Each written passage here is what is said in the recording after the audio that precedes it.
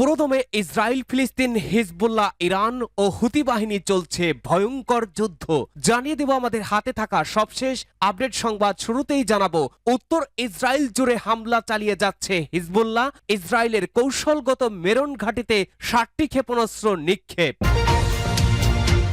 এদিকে গাজা উপত্যকায় যুদ্ধবিরতি নিয়ে নতুন আলোচনার শুরুর প্রেক্ষাপটে ইসরায়েলি প্রধানমন্ত্রী আগুনে ঘি ঢাললেন।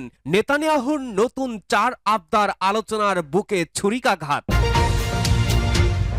জানিয়ে দেব, 9 মাস পেরিয়ে 10 মাসে পড়েছে গাজায় ইসরায়েলি আগ্রাসন। আলোচনা সমালোচনা কোনো কিছুতেই দমছেন না ইসরায়েলি প্রধানমন্ত্রী। ইসরায়েলকে শায়েস্তা করতে আরব বিশ্ব একট্টা, সৌদি আরবের নিষেধাজ্ঞার আহ্বান।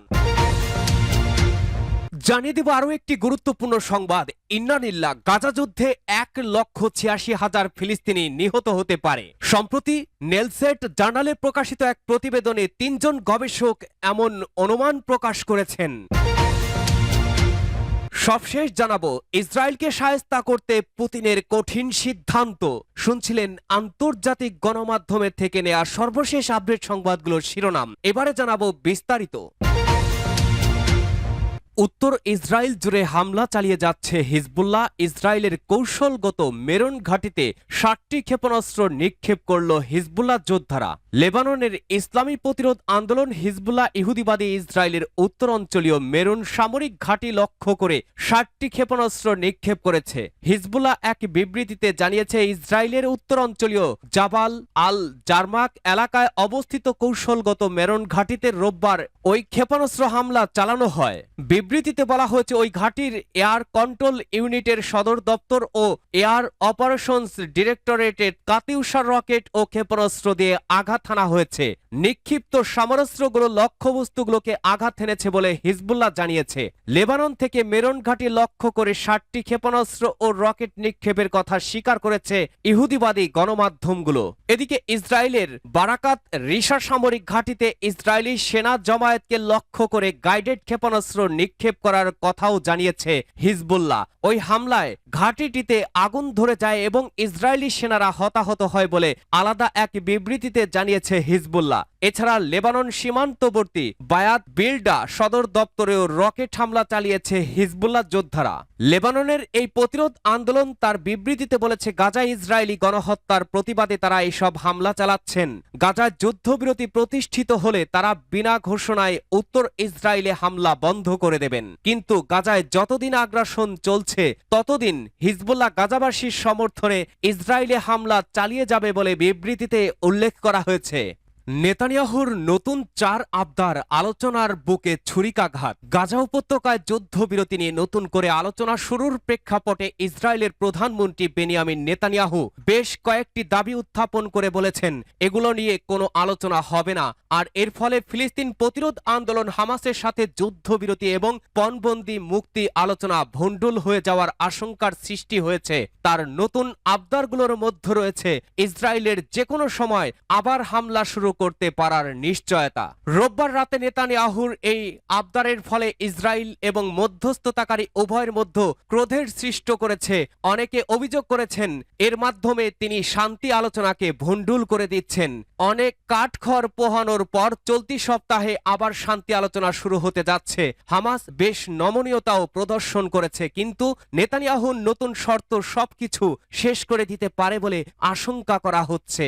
নেতানিয়াহুর অফিস থেকে রোববার রাতে 4টি দাবি উত্থাপন করা হয়েছে। এর প্রথমটি রয়েছে, যে কোনো সম্ভাব্য চুক্তিতে অবশ্যই ইসরায়েলের যুদ্ধের সকল লক্ষ্য অর্জিত না হওয়া পর্যন্ত আবার যুদ্ধ শুরু করার সুযোগ থাকবে ইসরায়েলের। দ্বিতীয় দাবি হলো, নিশ্চয়তা দিতে হবে যে মিশর থেকে গাজায় কোনো অস্ত্রের চোরাচালান হতে পারবে না। তৃতীয় শর্ত হলো, গাজা উপত্যকার উত্তরে সশস্ত্র সন্ত্রাসীদের ফেরার অনুমতি দেওয়া যাবে না। চতুর্থ শর্ত হলো, হামাসের বন্দিদশা থেকে সর্বোচ্চ সংখ্যক জীবিত অপহৃতকে মুক্তি দিতে হবে। নেতানিয়াহুর বিবৃতিতে বলা হয়, ইসরায়েলের এই পরিকল্পনার প্রতি প্রেসিডেন্ট বাইডেন একমত হয়েছেন।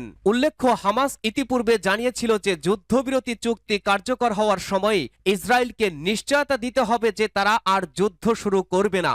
ইসরায়েল এই শর্তে রাজি রাজি হয়নি হামাস পরে জানায় কাতার ও মিশর তাদেরকে নিশ্চয়তা দিয়েছে যে 3 দফার যুদ্ধবিরতি চুক্তির প্রথম দফার পর দ্বিতীয় দফা বাস্তবায়নের সময় স্থায়ী যুদ্ধবিরতি নিয়ে আলোচনা হবে। এই সময় ইসরায়েল যুদ্ধ করবে না বলে মিশর ও কাতার মৌখিকভাবে নিশ্চয়তা দিয়েছে। হামাস এটা মেনে নিয়ে বলেছে তাদেরকে লিখিতভাবে এই নিশ্চয়তা দিতে হবে। এদিকে শুক্রবার ওয়ালা নিউজ জানিয়েছে ইসরায়েলি গোয়েন্দা সংস্থা মোসাদের প্রধান ডেভিড বার্নিয়া দোহায় কাতারি আলোচকদের জানিয়েছেন মধ্যস্থতাকারীদের পক্ষ থেকে লিখিত প্রতিশ্রুতি দেওয়া যাবে না। এদিকে নেতানিয়াহুর অফিস থেকে নতুন যেসব শর্ত দেওয়া হয়েছে তা ইসরায়েলের নিরাপত্তা কর্মকর্তা এবং মধ্যস্থতাকারীদের মধ্যে ক্ষোভের সৃষ্টি হয়েছে। তারা বলেছেন এসব দাবির মাধ্যমে সম্ভাব্য চুক্তি ও শান্তি চুক্তির বুকে ছুরিকাঘাত করা হয়েছে। ইসরায়েলের এক নিরাপত্তা কর্মকর্তা পরিচয় প্রকাশ না করে চ্যানেল 12-এ বলেন নেতানিয়াহু ভান করেন যে তিনি চুক্তি চান, কিন্তু কার্যত তিনি শান্তি চুক্তি ভণ্ডুল করতে চান। তিনি বলেন বন্দীদের মুক্তির ব্যাপারে নেতানিয়াহু কোনো উৎসাহ নেই, তিনি বরং তার অবস্থানকে চরম পর্যায়ে নিয়ে যেতে চান। সূত্র টাইমস অব ইসরায়েল ও অন্যান্য। ইসরায়েলকে শাস্তি দিতে চায় সৌদি। 9 মাস পেরিয়ে 10 মাসে পড়ল গাজায় ইসরায়েলি আগ্রাসন। আলোচনা সমালোচনা কোনো কিছুতেই দমছেন না ইসরায়েলি প্রধানমন্ত্রী বেনিয়ামিন নেতানিয়াহু। শতবার বুঝিয়েও যখন কোনো সমাধান পাওয়া গেল না, তাই এবার দেশটিকে শাস্তি দিতে পশ্চিমা মিত্রদের প্রতি আহ্বান জানিয়েছেন সৌদি পররাষ্ট্রমন্ত্রী প্রিন্স ফয়সাল বিন ফারহান। যুদ্ধবিরতি নিয়ে কয়েক দফা আলোচনা হয়েছে, মিশর ও কাতারের বৈঠক হয়েছে, এমনকি কিছুদিন আগে কাতার গিয়ে বৈঠক করে এসেছেন ইসরায়েলের গোয়েন্দা সংস্থা মোসাদের প্রধান ডেভিড বার্নিয়া। তবে বারবার আলোচনায়ও কোনো লাভ হয়নি। যুদ্ধবিরতি ও বন্দি বিনিময় নিয়ে ইসরায়েলি কর্তৃপক্ষ ও ফিলিস্তিনের যোদ্ধাদের মধ্যে কোনো সমঝোতাই হয়নি। এমত অবস্থায় আর হাতে হাত রেখে বসে থাকতে পারেনি সৌদি আরব। ইসরায়েলের বিরুদ্ধে ফুঁসে উঠেছে দেশটি। ফিলিস্তিনিদের ওপরে ইসরায়েলি আগ্রাসন শুরুর পর এই প্রথম এতটা জোরালোভাবে তেল আবিবের বিরুদ্ধে সরব হল সৌদি আরব। চলতি সপ্তাহে স্পেনের রাজধানী মাদ্রিদে European council on foreign relations এক বৈঠকে ইসরায়েলের ওপর নিষেধাজ্ঞার এই আহ্বান জানান প্রিন্স ফয়সাল। সৌদি পররাষ্ট্রমন্ত্রী জোর দিয়ে বলেন গাজায় প্রতিদিন আন্তর্জাতিক মানবিক আইনের মৌলিক নীতি লঙ্ঘন করছে ইসরায়েলি বাহিনী। এ ধরনের অপরাধ যেন আর না ঘটে তা ঠেকাতে পশ্চিমা দেশগুলো চাইলেই শাস্তিমূলক পদক্ষেপ নিতে পারে বলেও জোর দিয়েছেন প্রিন্স ফয়সাল। তিনি বলেন মানবিক ইস্যু বিবেচনায় নিয়ে ইসরায়েলকে জবাবদিহিতার আওতায় আনা যায় কিনা সেই জায়গা থেকে হলেও ইউরোপের জন্য পদক্ষেপ নেওয়া খুব সহজ হবে। ফিলিস্তিন ও ইসরায়েল সংঘাতের স্থায়ী ও ন্যায্য সমাধানের মাধ্যমে 2 রাষ্ট্র প্রতিষ্ঠার ব্যাপারে অধিকাংশ দেশেরই সম্মতি রয়েছে, কিন্তু তারপরেও তারা 2 রাষ্ট্র সমাধানের পথে যেসব প্রতিবন্ধকতা যেমন বসতি স্থাপনের মতো ইসরায়েলি পদক্ষেপের ব্যাপারে নিশ্চুপ হয়ে বসে রয়েছে, এমন কড়া ভাষায় ইসরায়েলের বিরুদ্ধে অভিযোগ করেছেন প্রিন্স ফয়সাল। সৌদি আরবের এমন মন্তব্যের পর এখনো মুখ খোলেনি ইসরায়েল, তবে রিয়াদের এমন মন্তব্য সৌদি ও ইসরায়েলের সম্পর্কে প্রভাব ফেলতে পারে বলে মনে করা হচ্ছে।